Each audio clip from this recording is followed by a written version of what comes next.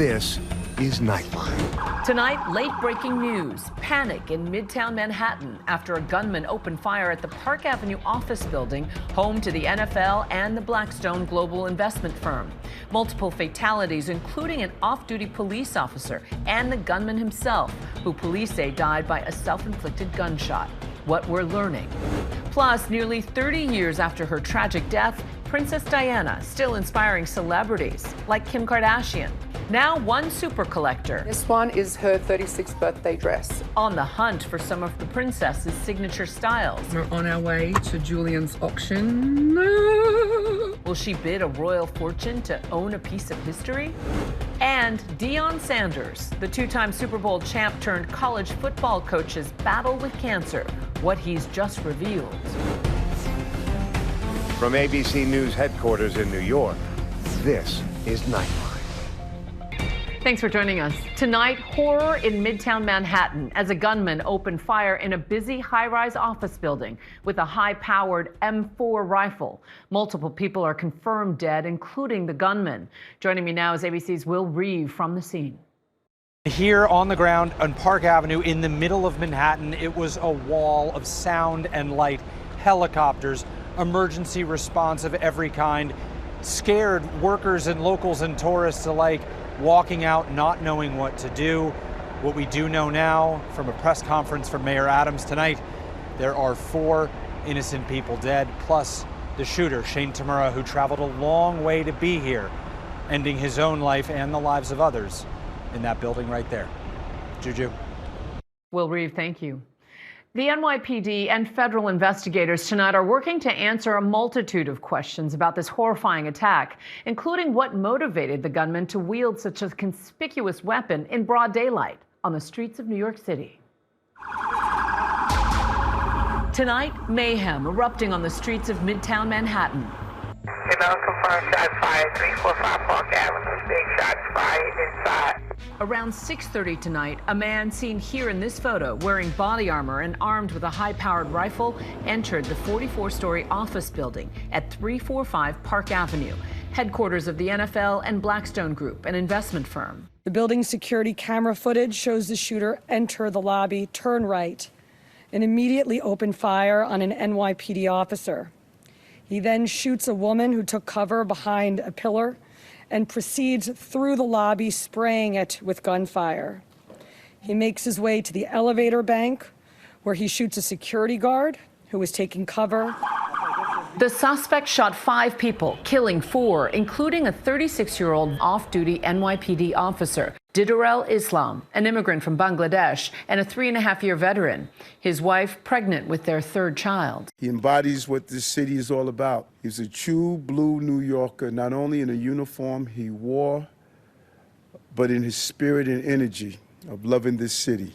The gunman was found dead from an apparent self-inflicted gunshot wound on the 33rd floor. This photo showing the gun multiple sources say he used to carry out the rampage, covered in blood.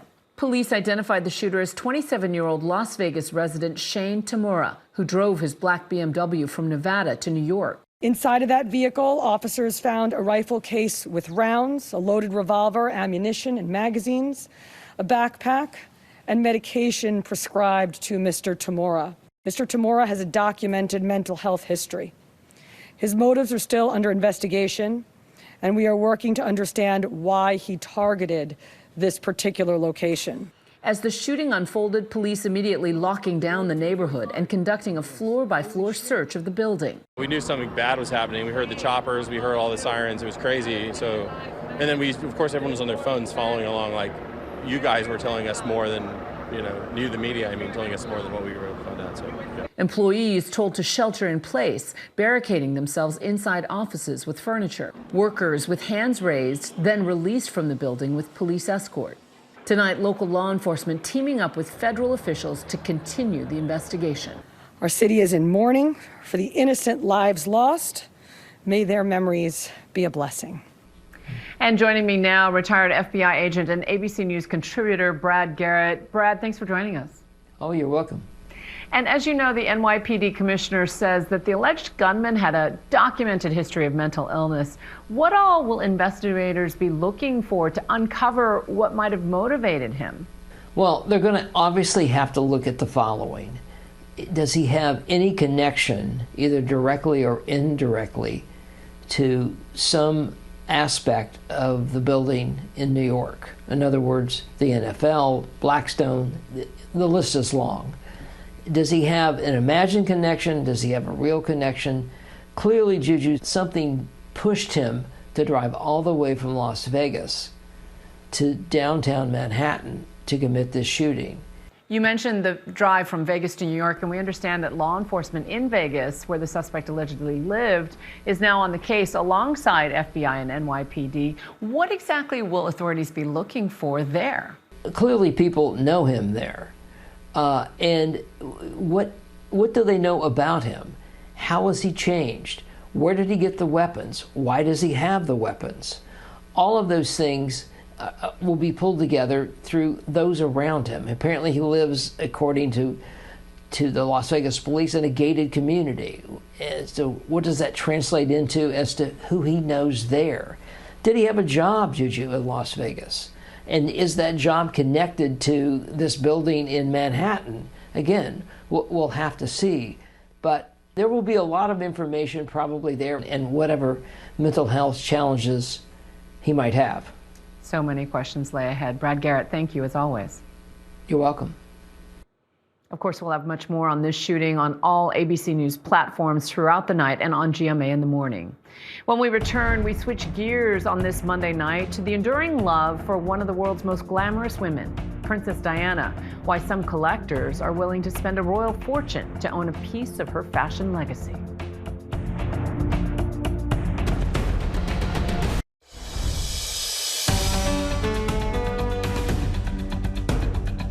And welcome back. We turn now to the enduring adoration for Princess Diana. Though her tragic death shocked the world nearly 3 decades ago, many still can't get enough of her legacy. And for some collectors, those famous outfits. Here's ABC's Melissa Adon with another look. She was beloved around the world, Princess Diana, from her wedding watched by 750 million people worldwide, to her bold humanitarian work, determined to change hearts and minds. The mine is a stealthy killer. Long after conflict is ended, its innocent victims die or are maimed. An international style icon whose every move was photographed. Nearly 28 years after her tragic death that stunned the world, the intrigue around Diana intense as ever. There is not a year that goes by where there isn't another documentary, where there isn't The Crown, where there isn't another film going on. Watch him suffer this madness. The Crown vividly portraying the royal drama of Charles and Diana. Why on earth did you marry into this family if that's the way you felt? I didn't marry a family, I married a man. I married you because I loved you. On social media, the royal, an influencer of sorts with Instagram accounts like this one, indexing her looks. Young women especially can get so obsessed with her, you know, they can fall down a rabbit hole on TikTok. Stars of today taking a page out of Diana's fashion book. Vogue France posting this behind-the-scenes video of Hailey Bieber channeling Diana's style for a 2019 shoot. Even Kim Kardashian spotted wearing Diana's amethyst crucifix necklace at an event last year. I think it's to be expected when you're dealing with an icon such as Diana. Celebrities will keep coming back to it.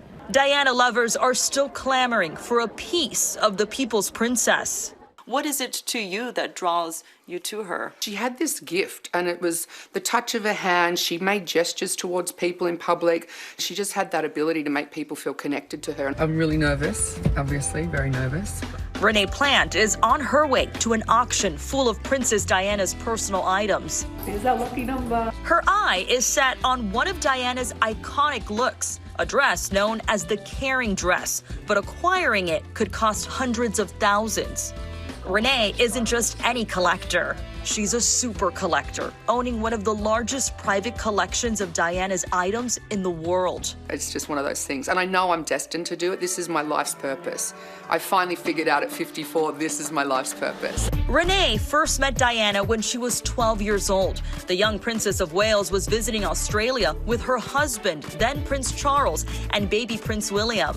She stood in front of me, I looked up, and I was just mesmerized. I couldn't speak. For the first time in my life, I was speechless. She shook my hand, And it was just this moment. She had these eyes that were just so deep and meaningful. Like she just touched your soul immediately.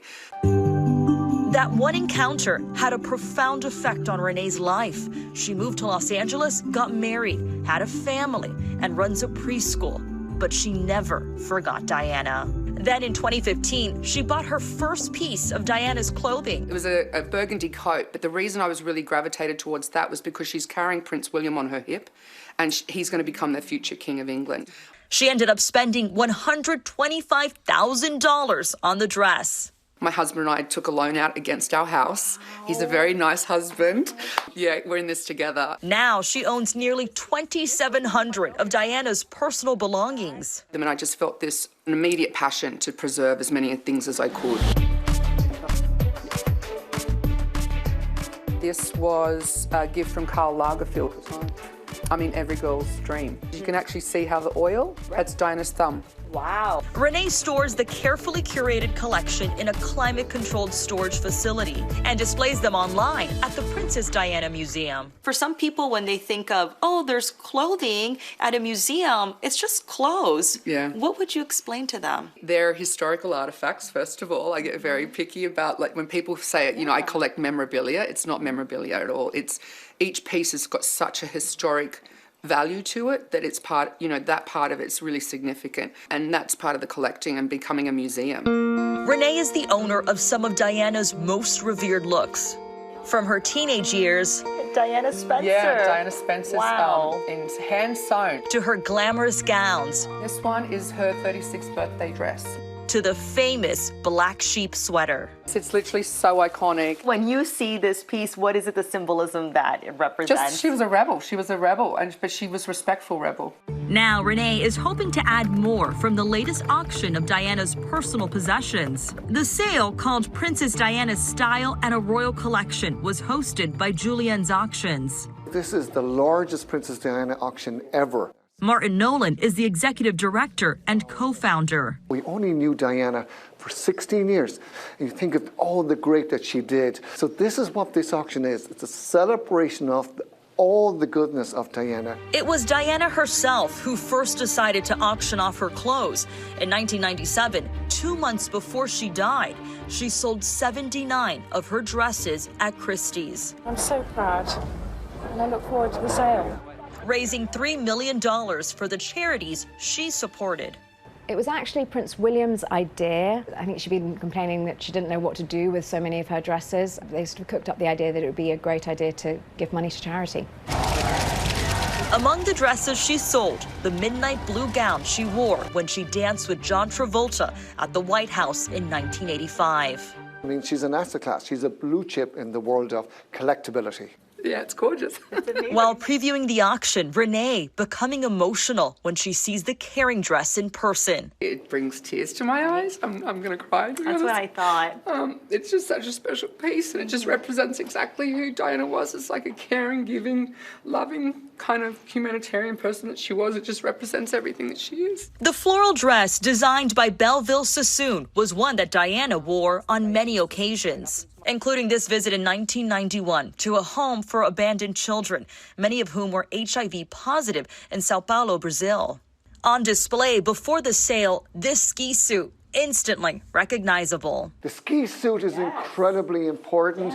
She wore this in Liechtenstein in 1985, the magenta ski suit, and truly incredible. She wore it with a beautiful braided headband. Also for sale, some of Diana's handbags. She went to visit Japan in the mid-1980s, and you see great photos of Diana with that again in a beautiful pink suit. And this signature pink hat. Diana loved this hat, and she wore it quite a few times. It connects us to the story, preserves the legacy. So Olivia and I are sitting at the front, and we're about to start bidding. We're very nervous. At the auction, bidding for the Caring dress starting at $50,000. Get in there as a bid at $400,000 in the room. Martin, it is against you on the phones. As the suspense builds, Renee is the highest bidder at $400,000.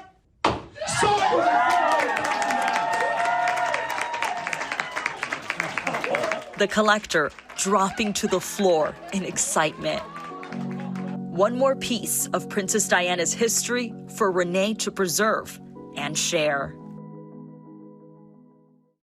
Our thanks to Melissa. Up next, NFL star turned college football coach Deion Sanders on the cancer diagnosis that caught him by surprise and his advice for others tonight.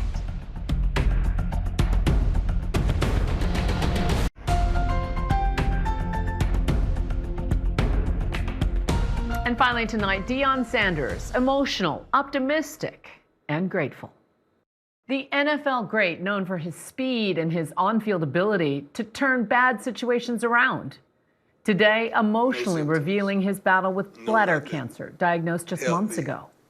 Going in there to look at something else, you find something else. Blessed me with this wonderful doctor that is better at her game than I was at mine. And tonight, remarkably, his medical team at the University of Colorado Hospital says he's out of the woods. I am pleased to report that the results from the surgery are that he is cured from the cancer. His family documenting the day of surgery and posting it on his son's YouTube page. It's a great day to cure cancer. Let's get it, baby. God is so good, you have no idea.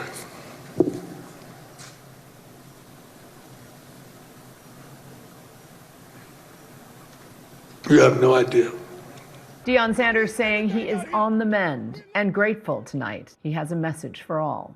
Get checked out, because it could have been a whole another gathering if I had. Sage advice. That's Nightline. You can watch all of our full episodes on Hulu. We'll see you right back here, same time tomorrow. Thanks for staying up with us. Good night, America.